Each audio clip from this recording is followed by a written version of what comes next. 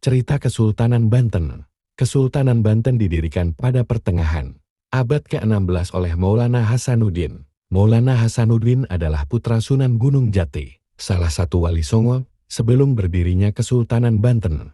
Banten sendiri adalah bagian dari kerajaan Sunda. Namun dengan kedatangan Islam, Banten mulai berubah menjadi pusat penyebaran agama Islam di pesisir barat Jawa. Maulana Hasanuddin memanfaatkan letak strategis Banten di Selat Sunda untuk mengembangkan perdagangan dan menyebarkan ajaran Islam. Kesultanan Banten tumbuh pesat berkat letaknya yang strategis di Selat Sunda, yang menjadi jalur penting bagi perdagangan internasional. Komoditas utama yang diperdagangkan adalah lada, yang sangat diminati di pasar Eropa. Banten menjalin hubungan dagang dengan berbagai bangsa, termasuk Portugis, Belanda, dan Inggris, dengan jaringan perdagangan yang luas. Kesultanan Banten menjadi salah satu pusat perdagangan paling penting di Nusantara pada masanya.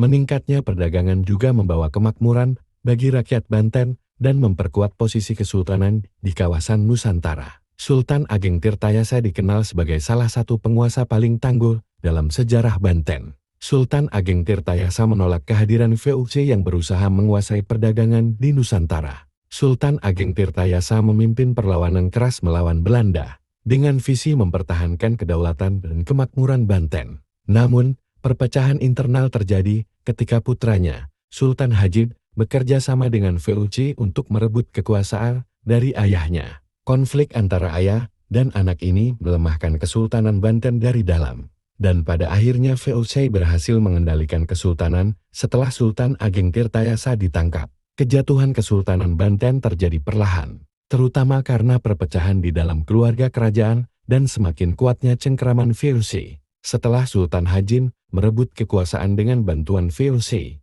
otoritas kesultanan mulai berkurang. Pengaruh Belanda terus meningkat, dan kontrol atas perdagangan, terutama lada, jatuh ke tangan VOC. Pada awal abad ke-19, Kesultanan Banten akhirnya dibubarkan secara resmi oleh pemerintah kolonial Belanda. Runtuhnya kesultanan ini membawa perubahan besar bagi masyarakat Banten, yang harus menghadapi era penjajahan dengan hilangnya kedaulatan politik dan kebebasan ekonomi. Sebagai kesultanan Islam, Banten memainkan peran penting dalam penyebaran ajaran Islam di Nusantara. Sultan-Sultan Banten membangun institusi-institusi keagamaan, seperti pesantren, untuk memperkuat dakwah. Masjid Agung Banten, yang dibangun pada masa Sultan Maulana Hasanuddin, menjadi simbol kekuatan Islam dan pusat spiritual bagi masyarakat Banten. Selain itu, hukum syariah diterapkan dalam kehidupan sehari-hari, memperkuat identitas Islam di kalangan masyarakat.